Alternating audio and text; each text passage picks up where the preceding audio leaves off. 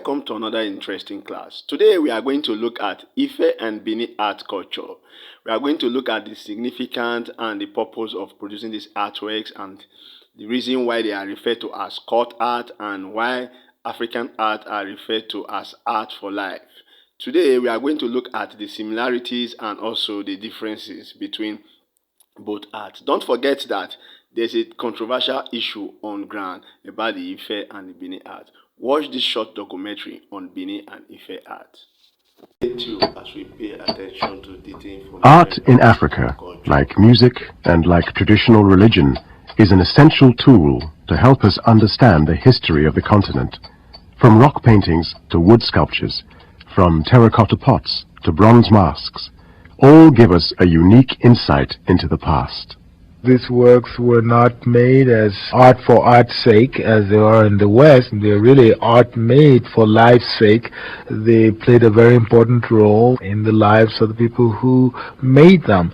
They were not meant for museums. They were handled, they were fondled, they were part of the entire society. Artwork records many of the great events in Africa: foreign invasions, royal ceremonies, religious worship.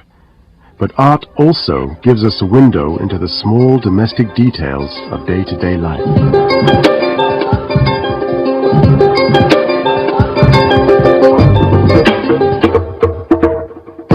The Story of Africa, History from an African Perspective. Part 12, The Art of Ife.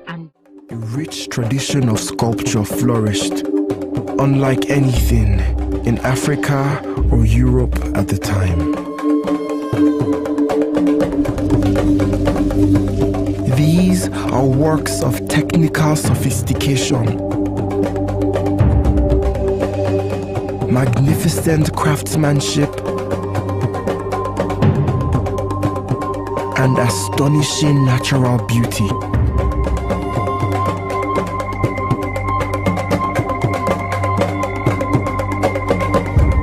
Come to the British Museum and connect with the humanity, the mystery, and the art of Ife.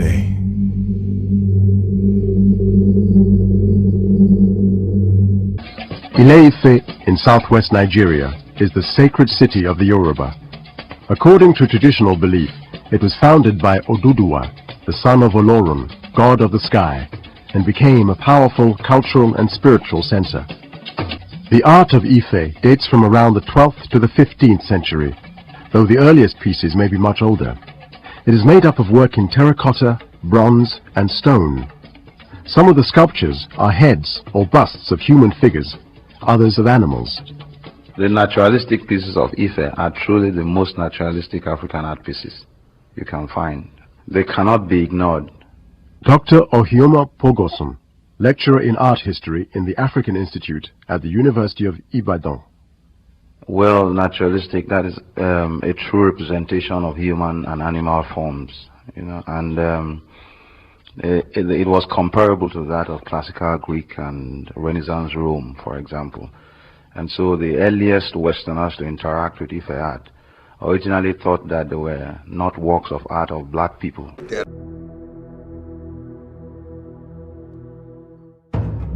The way these objects are now being showcased is going to rekindle our belief, that if an object has been existing, or we find an object 11th century, 12th century, how did they get there?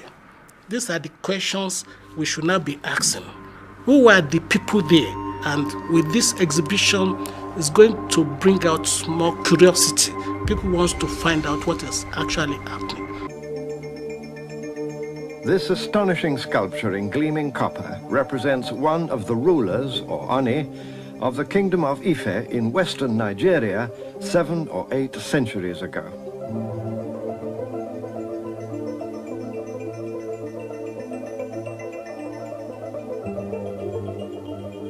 And yet when these superb sculptures first came to the attention of Europeans, only as recently as 1910, the experts at once pronounced that Africans could never have conceived or made them, and that some wandering European must have been the artist. Now the world knows better. The truth is that these are portraits of African kings made by African artists for use in royal ceremonial.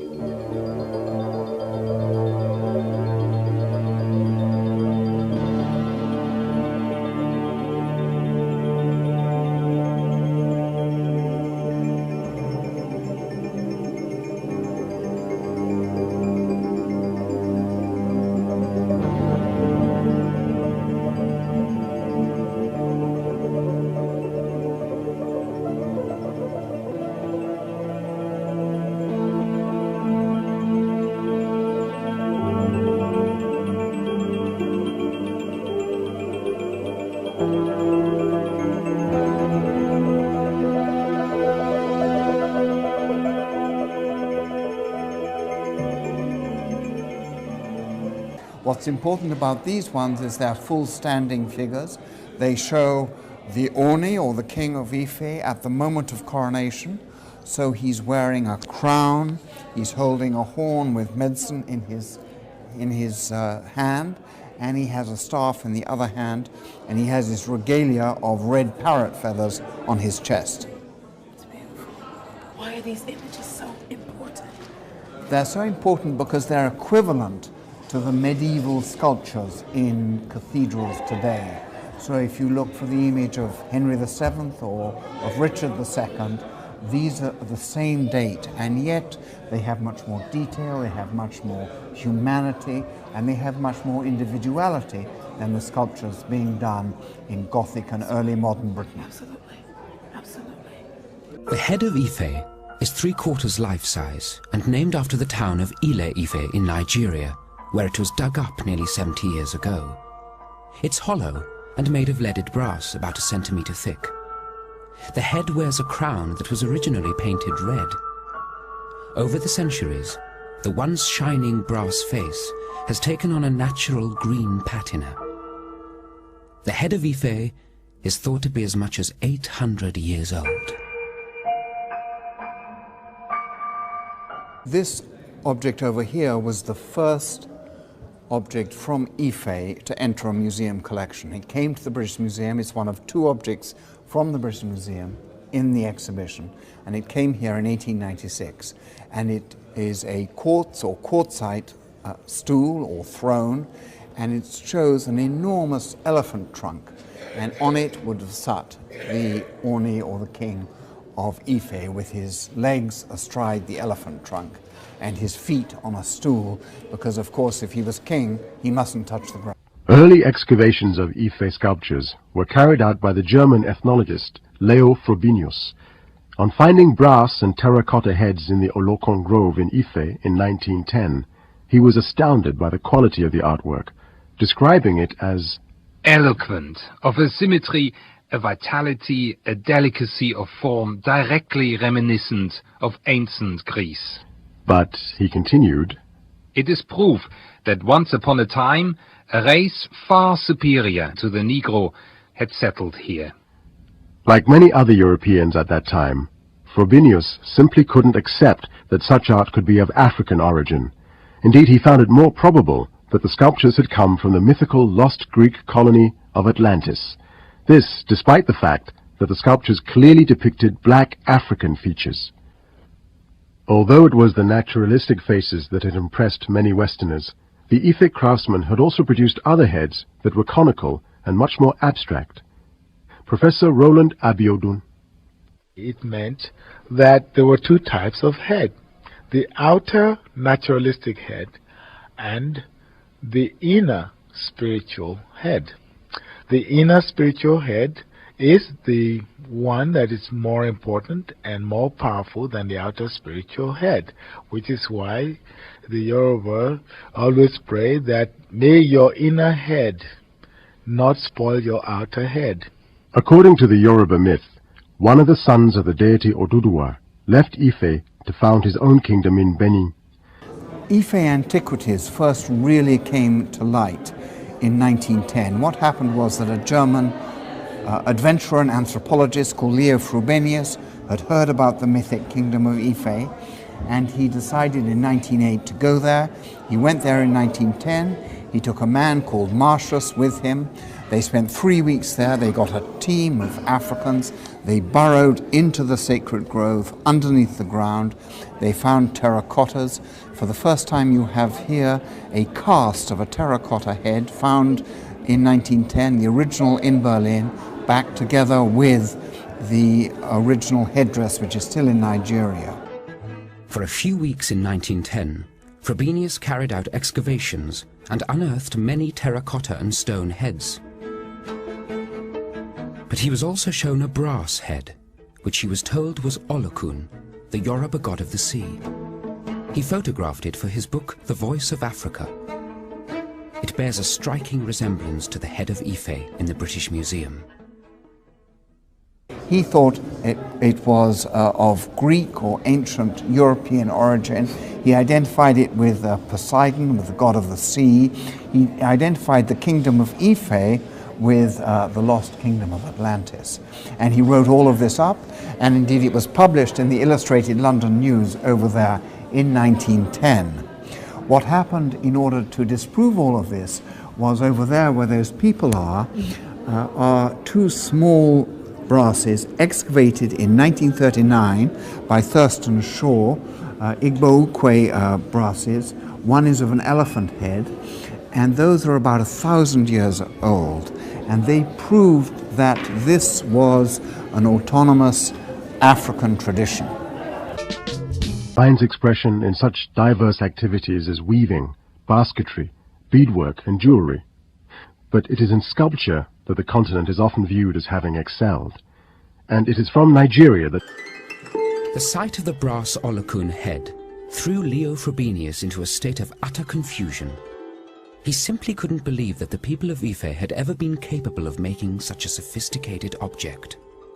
Closer to me is the cast of the head which Leo Frobenius was shown in 1910, which is called the Olokun head.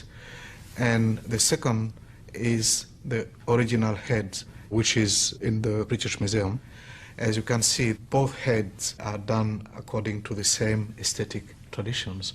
The treatment of the face, the nose, the lips are made in the same way. The treatment of the ethnic marks are the same also on the face. They indicate the same tradition of producing brass heads. In January 1938, a man started digging the foundations for a new house in this compound, not far from the royal palace of the king, or Oni of Ife. As the work progressed on this site, a total of 18 sculptures were unearthed.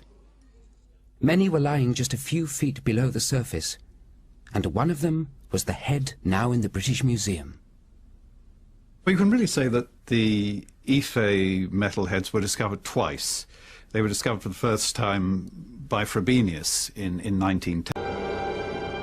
Most of the heads unearthed in 1938 remained with the Oni of Ife. These are casts of some of them held in the British Museum collection. The sight of such a large group of refined naturalistic work had a profound effect on Europeans, but the idea still persisted that they couldn't be the work of Africans. In his article, William Bascom wrote, "How in a comparatively obscure corner of this vast and backward continent could an art and a technique have flowered that take their stand beside the best ever evolved by the elaborate civilizations of Europe and Asia?"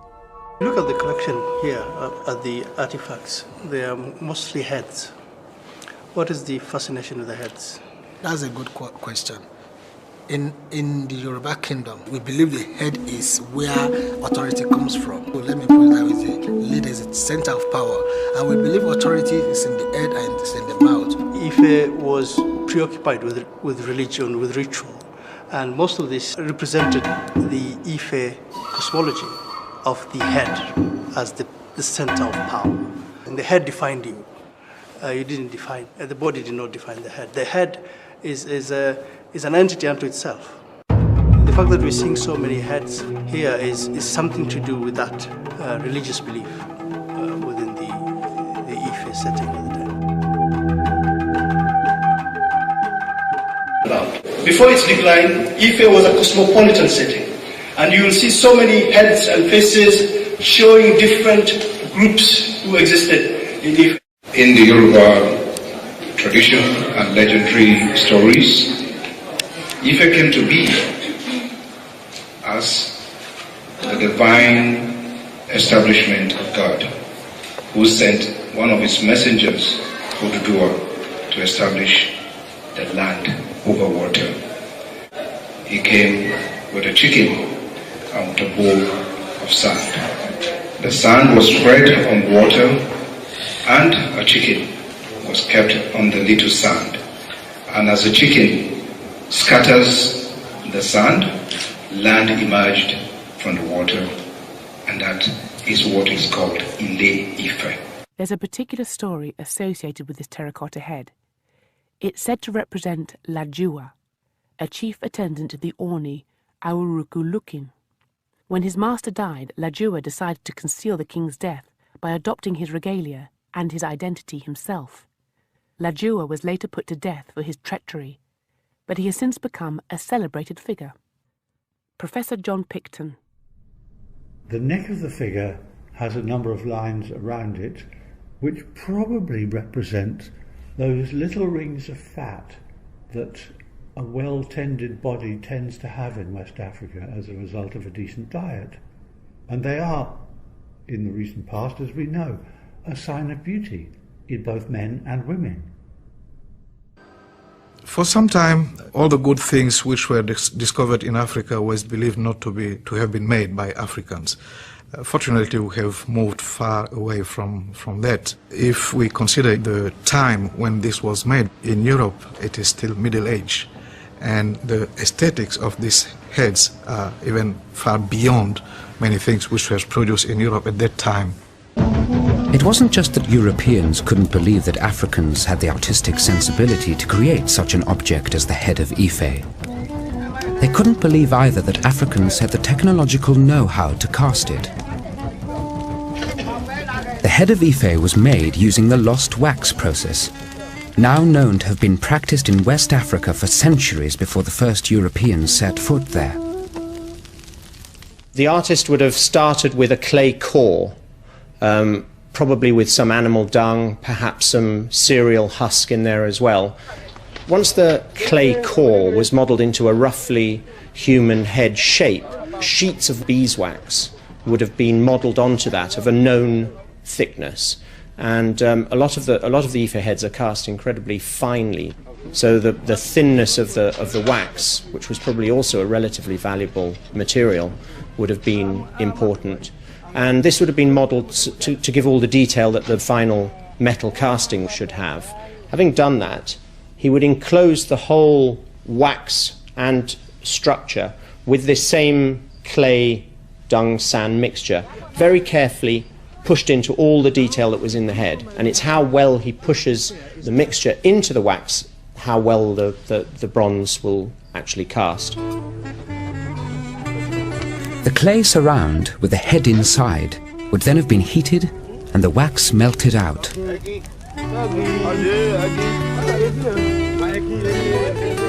In the traditional lost wax process, molten metal is then poured into the space that's been left. But the head of Ife has a secret. It was probably cast using a variation of this technique. The open pouring of metal tends to be a much later development in Africa. The early West African tradition seems to all have been the enclosed crucible. So what the Ife artist would have done is he would have attached these casting channels, rods of wax, and they would have come to a cup at the top. But in West Africa, they actually put the chips of metal into this space here. They then put an old shard of pottery over the top to protect it and enclosed the whole mould like that, so that the metal was already enclosed in the mould. The mould could then be put in a fire, the wax melted out of it, and with a little drain hole that's there, drains all the wax out, that gets plugged, and then the fire's built up in temperature until all these little chips of metal here melt and they flow down into the space where the wax was and fill it up, and hey presto, you've got your bronze. The general quality of the casting is quite excellent. The metal clearly flowed through all the parts of the mould, including the intricacies of the details on the headdress or crown, and more especially where you look at this, it really is just a one-piece, one-off casting with very little in the way of necessary repairs afterwards where the metal didn't flow or the mould collapsed or something like that, which honestly is a very common fault. If you have a look at your average Greek or Roman equivalent bronze head, then you'll find repairs and things all over them. Minutes to give the time for that amount of segregation to take place, which once again is a sign of a pretty proficient casting. The guy who cast that knew what he was doing.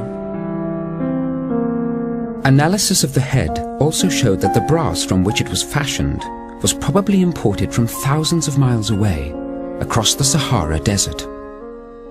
Many years ago, the remains of a caravan was found that clearly had lost its way. It was carbon dated to the 12th century, the bones of the camels, and it was perfectly preserved in the dry conditions, and amongst it was bundles and bundles of brass rods, and these brass rods have very much the same composition as the Ife head, and so this is a probable source of the metal. I think there's no doubt that that head in the British Museum is the image of an Oni. The headdress and everything that we know suggests that. This is a person who is aware about his power and about what he can achieve in this world. He knows that he's a great man and very sure of his power and his influence. It's a royal attitude. The Onis of Ife had every reason to be sure of their power, and the Oni claimed direct descent from Oduduwa, the founding god of the Yoruba kingdom. And the supreme status of this man is shown by the fact that he is wearing a crown decorated with beads, a sign of his nobility and wealth. The crown mean that this was a very high personality. The crown was certainly a composite structure. It is possible that the base was cotton woven cap. Maybe if you look at the top of the crown, you can see these elements which are beads. The beads were... The huge significance of beads in Ife society